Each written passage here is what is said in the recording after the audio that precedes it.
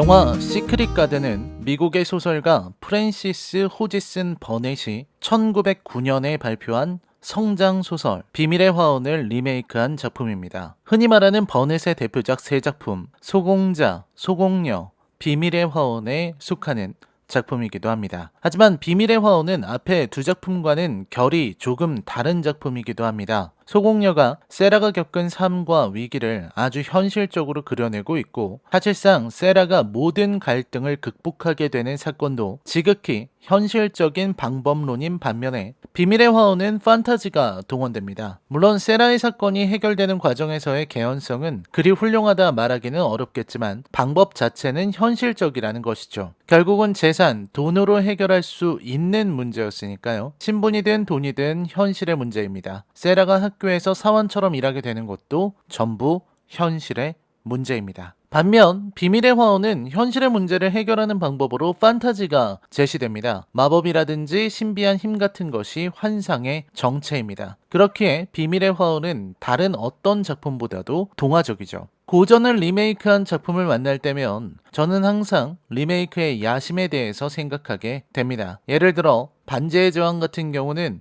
고전 소설의 완벽한 리메이크로 정평이 나 있고, 대규모의 촬영장과 CG를 바탕으로 오락적으로 완벽하게 판타지를 그려낸 작품이었습니다. 만약 다음 감독이 수십 년의 시간을 넘어 반지의 제왕을 리메이크해야 한다면 피터 잭슨과는 전혀 다른 해석을 내놓아야 할 것입니다. 시대가 준 특권으로 CG 등을 더 강화해야 하는 것은 물론이고, 피터 잭슨 버전보다 더 오락적으로 간다거나 혹은 피터 잭슨 버전에서 다소 설명이 미흡했거나 혹은 설정 붕괴처럼 보이는 부분들을 원작에 가깝게 만든다는 식의 자신만의 해석과 철학이 가미되어야 할 것입니다. 당연히 배우들도 전과는 다른 캐릭터 해석을 내놓을 것이고요. 리메이크는 그래서 재미있습니다. 예를 들어서 매혹당한 사람들의 경우 돈 시겔의 영화판과 최근 등장한 소피아 코폴라의 영화판은 사뭇 다른 인상을 줍니다. 돈 시겔의 작품이 클린트 이스트우드에 집중해서 이야기를 펼쳐내고 있다면, 소피아 코폴라는 여성들의 시점에서 이야기를 풀어나가죠. 이처럼 시대가 변하고 시대의 풍조가 변하면서 리메이크는 새로운 맛을 드러냅니다. 제가 시크릿 가든을 보면서 품은 의문이 바로 그 지점에 있습니다. 지금 이 시점에, 이 시대에 비밀의 화원을 리메이크해서 보여주려는 것이 무엇일까 하는 지점이었죠. 작금의 시대 상황을 반영한다면 아마 PC에 입각한 무지개로 점철한 비밀의 화원, 아니 비밀의 무지갯빛 정의로운 화원이 되는 것은 아닌가 하고 걱정했습니다. 하지만 결과는 전혀 달랐어요. 영화를 보면서 나름대로 영화적으로 세련되게 각색된 장면에 고개를 끄덕이면서도 결국 이 영화가 달성한 것은 무엇이었는지 고개를 갸웃거리게 됩니다. 완성도라도 완벽하면 모르겠는데 글쎄요, 그렇게 대단한 작품처럼 보이지는 않는군요. 시크릿 가든 리뷰입니다. 여러분, 이제부터는 치명적인 스포일러가 포함되어 있으니 감상에 주의하시길 바랍니다. 시크릿 가든은 원작에 비해서는 상당히 어둡고 음울하다는 느낌을 받았습니다. 아이들을 위한 동화라는 별명은 안 어울리는 것 아닐까요? 리뷰 시작합니다.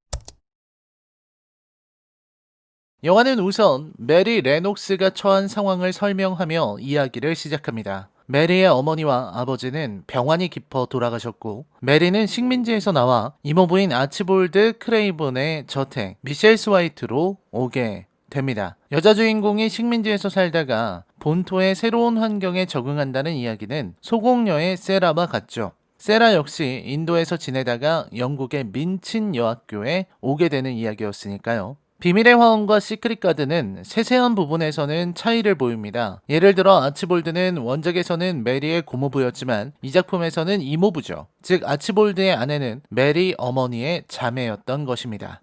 원작처럼 아치볼드는 아내를 병으로 잃은 슬픔에 잠겨서 폐인처럼 된 상황이고요. 메리에게 새로운 환경은 공포 그 자체입니다. 새로운 환경에 적응하는 것, 그것은 지금까지 나를 둘러싼 여러 가지 제약들과 허용 가능한 것들, 나를 둘러싼 인물들, 그 사이의 관계 속에 만든 무언의 법칙들이 모조리 뒤바뀐다는 것과 같습니다. 메리의 눈에 비친 미셀 스와이트는 커다랗고 황량하며 무엇보다 음침하고 차가운 공간입니다. 메리와 가장 많이 마주치게 되는 하녀 마사는 메리가 알던 하녀와는 전혀 다릅니다. 식민지의 원주민 하녀 아야와 미세스 화이트의 마사는 태도와 말투에서부터 차이를 보이죠. 메리는 지난밤에 바람 소리가 들려 무서웠는데 마사가 와주지 않았음을 지적하지만 마사는 오히려 그런 메리를 비아냥거리며 식민지의 하녀와 자신이 다름을 어필합니다. 무서우면 이불을 덮고 반대로 누워서 자라는 말이야말로 메리가 새로운 환경에 왔음을 보여주는 상징적인 대사였죠. 메리에게 저택은 두려움의 대상이 됩니다. 그래서인지 영화는 묘하게 저택을 더 을씨년스럽게 묘사합니다. 어둡고 축축한 곳이죠. 영화를 보는 내내 이게 비밀의 화원을 리메이크한 작품인지 아니면 내가 파네미로 오피리아와 세 개의 열쇠를 보고 있는 건지 착각이 들 정도입니다. 밤마다 정체 모를 울음소리가 들려오고 안개가 자욱한 공간, 저택이 답답한지 줄넘기를 하며 영지의 숲으로 향하는 메리의 눈앞에 펼쳐진 풍경은 자욱한 안개 속에서 정체불명의 인물이 어디론가 뛰어가는 모습입니다. 흡사 공포 영화를 보는 것 같은 분위기죠. 을씨년스러운 저택의 분위기와 메리가 찾아가는 비밀의 화원의 분위기는 완전히 반대됩니다. 그 전에 메리가 만나는 영지의 숲은 그 중간자적인 이미지입니다. 생명과 활기는 있지만 여전히 어두운 곳, 즉 아치볼드의 느낌이 강한 곳입니다. 반면에 비밀의 화원은 말 그대로 아치볼드가 사랑했던, 그리고 메리가 사랑했던 두 여인의 화사함이 가득한 곳이죠. 메리는 하나씩 친구를 늘려갑니다. 소설에 비해서는 인물들이 많이 줄어들었지만 처음 만난 친구는 야생개 제마이마죠. 메리는 제마이마와 노는 데에 맛이 들어 주방까지 찾아가 샌드위치에 고기를 더 넣어달라 말합니다. 제마이마에게 주기 위함이었죠. 그리고 붉은 가슴 울새와도 친해지게 됩니다. 그렇게 메리는 우연의 일치로 비밀의 화원을 발견하게 되죠. 처음 메리가 발견한 비밀의 화원은 숨겨진 공간이면서 동시에 미지의 공간이었습니다. 영지의 담을 넘는 순간 긴장감이 관객을 덮치는 이유는 메리가 영지 밖으로 나가는 것은 아닌가 하는 두려움 때문이죠. 메리는 제마이마의 인도에 따라 담을 넘고 대굴대굴 구르지만 크게 다치지는 않습니다. 무엇보다 울새가 메리에게 숨겨진 열쇠의 위치를 알려주고 메리가 나무를 타고 올라갈 때 나무가 스스로 가지를 움직여 메리가 미끄러지지 않도록 지켜주는 장면은 환상 동화가 보여주는 따뜻한 판타지의 전형이라 할 수 있습니다. 마치 이 비밀의 화원이 스스로 메리를 받아들이고 또 메리로 하여금 화원에 들어오도록 도와주는 것 같은 대목이죠. 스스로 개방되고 싶은 의지, 그리고 나아가서는 메리의 친구들을 모두 안아주고 싶다는 화원의 의지가 드러나는 장면이 아닐 수 없습니다. 이에 메리가 친구들을 하나씩 데려오는 장면이 나옵니다. 콜린을 언급하기 전에 우선 디콘에 대한 아쉬움을 먼저 말해야겠습니다. 디콘은 원래 생존 능력도 대단하고 다양한 동물들에 대해서 모르는 것이 없는 인물이죠. 하지만 이번 영화에서는 디콘의 분량이 상당히 줄어들었습니다. 디콘의 다른 동물 친구들도 보이지 않고 디콘이 보여주는 거라고는 손으로 휘파람을 부는 것과 콜린이 꽃의 이름을 물었을 때 척척 대답하는 정도입니다. 디콘은 완벽하게 조연으로 전락하고 영화는 메리와 콜린 두 귀족 사촌의 이야기에 집중합니다. 저는 이 대목이 의아하면서도 흥미로웠습니다. 디콘의 비중을 줄인 것은 영화의 선택이죠. 흥미로운 지점은 이러한 선택이 PC를 전혀 고려하지 않았다는 겁니다. 시대가 어느 시대인데 백인 귀족들의 상처 회복을 노래하는 거야? 흑인은 어딨고 여성의 인권은 어딨지? 하고 누군가가 외칠 것만 같은 대목입니다. 요즘처럼 인어공주를 흑인이 연기하는 시대에 PC를 고려하지 않고 원작에만 충실하게 오히려 디콘 같은 인물의 비중을 줄여버리는 영화의 선택은 그것대로 존중받을 수 있다고 생각합니다. 원작에 충실하느냐 레인보우 워싱을 하느냐는 앞으로도 계속해서 논란이 될 것 같네요. 콜린이 나오면서 영화는 지극히 평범해집니다. 즉 시크릿 가든은 콜린을 데리고 나오기 전까지는 무슨 파네미로 흉내를 내며 뭔가 있는 것처럼 행세했지만 콜린 이후에는 그 정체를 드러내고야 맙니다. 그저 평범하기 짝이 없는 리메이크라는 거죠. 물론 메리와 디콘이 콜린을 데리고 나와서 휠체어를 밀면서 비밀의 화원을 달릴 때의 비주얼은 환상적이었습니다. 보는 순간 아름답다는 탄성이 나올 정도였어요. 하지만 이 정도의 아름다움을 본 적이 없었느냐고 묻는다면 저는 고개를 저을 겁니다. 어차피 판타지가 가미된 정원이라면 이보다 더 화려하게, 이보다 더 화사하고 아름답게 펼쳐낼 수도 있었을 거라는 생각이 우선 들었습니다. 환상과 현실의 경계에선 영화라는 정체성은 좋지만 그 정체성이 영화 자체를 어정쩡하게 만드는 것은 아쉬운 대목입니다. 영화는 원작처럼 치유에 대해서 말하고 원작과는 다른 클라이맥스를 드러냅니다. 우선 치유는 문자 그대로 아동 판타지를 뚜렷하게 그려내고 있습니다. 비밀의 화원의 정체는 어머니 그 자체입니다. 이제는 아이들을 감싸주고 상처를 치료해줄 수 없기에 화원이 대신 그 역할을 하는 것이죠. 디콘의 덫으로 인해 다리를 다친 제마이마를 고쳐준 것도 어머니를 잃은 슬픔, 그리고 아치볼드의 과보호로 인해 더는 걸을 수 없게 된 콜린을 치유해주는 것도 화원의 역할입니다. 밖에서 뛰어노느라 다치기 쉬운 아이들에게 안전한 공간을 제공하고 다친 아이들의 상처를 어루만져주는 마법. 그것이 바로 어머니가 남긴 마법인 셈입니다.